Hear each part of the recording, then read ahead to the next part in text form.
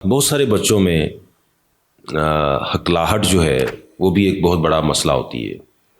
Like مجھے بھی لگتا ہے کہ مجھے تھوڑی سی پرابلم ہے. تو ہکلاہٹ ایک تو یہ بتائیں کہ کیا یہ ڈیولپمنٹل ڈس آرڈر ہے یا یہ بچپن سے ہی ہوتا ہے یا یہ آپ کا جو ہے وہ جینیٹل پرابلم ہوتی ہے؟ جیسے اس میں ابھی تک اگر ہم 100% کنفرم بات کریں تو ابھی تک کسی کو بھی اس کی صحیح وجہ کا نہیں پتا. اسی لیے ہم یہ نہیں کہہ سکتے اس کی وجہ یہ ہے. اس میں ہم ٹینڈنسی کی بات کرتے ہیں. فیملی میں ہے تو کہا جا سکتا ہے کہ آپ کی اگر آپ کے انکل کسی کو یا آپ کے فادر کو ہے تو ہو سکتا ہے آپ کے بچوں میں سے یا آپ بہن بھائیوں میں سے کسی کو یہ چیز ہو سکتی ہے. ٹھیک ہے. اس کے علاوہ عموماً یہ ہوتا ہے کہ یا تو بچپن میں یہ ہوتی ہے یا بڑوں کو بھی ہو سکتی ہے. تو یہ صرف بچوں کو نہیں ہوتی, اڈلٹس میں بھی ہو سکتی ہے. بچوں میں اگر ہو تو اس کو ڈیولپمنٹل کہتے ہیں, بڑوں میں ہو تو یقیناً وہ یکدم سے سٹارٹ ہوتی ہے اور اس کی یقیناً کہیں نہ کہیں کوئی نہ کوئی وجہ ہوتی ہے.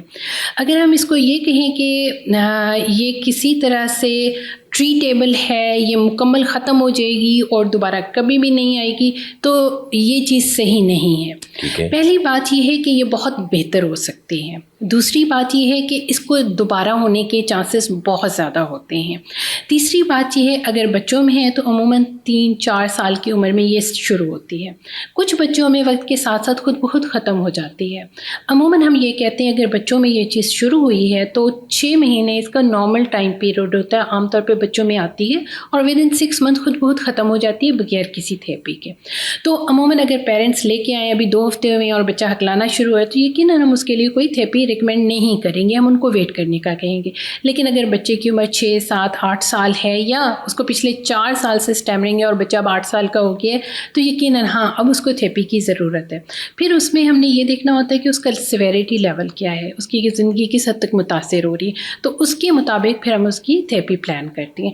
پر اگین یہ بات ذہن میں رکھنی چاہیے کہ اس میں ریلیپس بھی ہوتے ہیں اور اس میں 100% ریکوری کی گارنٹی نہیں ہے. ہو سکتا ہے لیکن گارنٹی نہیں, بہت بہتر ہو سکتا ہے. فیمس آپ کے کچھ اینکرز بھی ہیں جو اس کا شکار تھے, اب میں نے دیکھا کہ وہ کافی بہتر ہیں.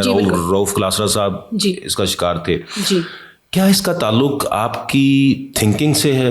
یقیناً. دیکھیے انسان کو نا ہم کسی بھی ایک سسٹم کو علیحدہ نہیں کر سکتے. انسان ساری چیزوں کا مجموعہ ہے جس میں اس کی جو تھنکنگ ہے, تھنکنگ ایکچولی پورا پروسیسنگ سمجھیں آپ کا وہ ہے پروسیسنگ ہاؤس ہے جس میں ہر انفارمیشن کو پروسیس کیا جا رہا ہے.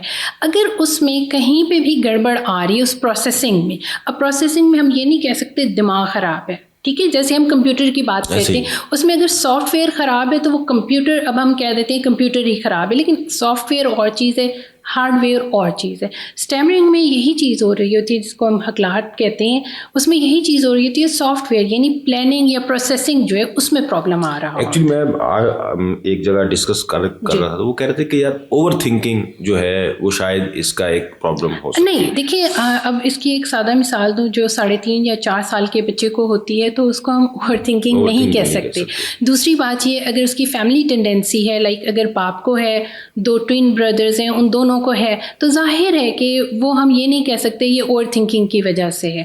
یا اگر گھر میں کسی ماموں کا آنا جانا ہے, اس کا انفلوئنس بچوں کے ساتھ بہت زیادہ ہے, اس کے بعد ایک کے بعد دوسرے بچے کو بھی وہ چیز ہو رہی ہے, تو ظاہر وہ ایک انفلوئنس ہو رہا ہے. کیا یہ کسی کو دیکھ کے بھی ہو سکتی ہے؟ جی بالکل ہو سکتی ہے. جی اگر آپ کے ہمسائے میں یا آپ کے ملنے جلنے والے میں یا آپ کے دوستوں میں ہے, لیکن یہ وہ چیزیں ہیں جو چھوٹی عمر میں زیادہ ہو سکتی ہیں. لیکن ایک اڈلٹ ہے, اس کا دوست اسٹیمر کرتا ہے تو اس کی وجہ سے اس کو اسٹیمرنگ نہیں ہو سکتی ہے, یا ایٹ لیسٹ اس طرح سے کوئی لنک نہیں دیکھا گیا. اس کا حل ہے کوئی؟ اگین حل تھیراپی ہے اور باقاعدگی سے تھیراپی ہے. مثلاً کیا تھیراپی؟ اس کی تھیراپی, میں پیشنٹ ہوں, اگر اس میں آپ کو بریدنگ ایکسرسائزز بتائی جائیں گی, ریلیکس کرنے کے لیے بتایا جائے گا. اگر آپ کی کچھ لوگوں کی ریٹ آف اسپیچ بہت زیادہ ہوتا ہے, بہت تیز بات کر رہے ہوتے ہیں, ان کو اس پہ کنٹرول کرنا سکھایا جاتا ہے, کیونکہ وہ جتنا اسپیڈ میں بول رہے ہوتے ہیں ان کی اسٹیمرنگ اتنی زیادہ ہو رہی ہوتی ہے. جیسے ہی ان کا ریٹ آف اسپیچ کم ہوتا ہے ان کی جو اسٹیمرنگ ہے وہ بھی سلو ڈاؤن ہو جاتی ہے. تو ڈپینڈ کرتا ہے کہ پرابلم نکل کہاں سے رہا ہے اور اس کے لیے ہم کیا کیا چیز استعمال کر سکتے ہیں.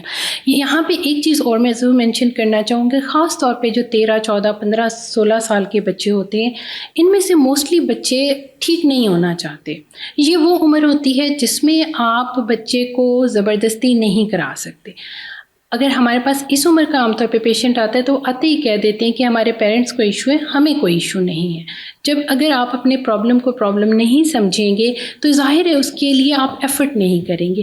یہ وہ تھراپی نہیں ہے کہ آپ جیسے گولی کھا لیں گے تو آپ ٹھیک ہو جائیں گے، ایسا نہیں ہے. اس میں آپ کو ایفرٹ کرنی پڑے گی.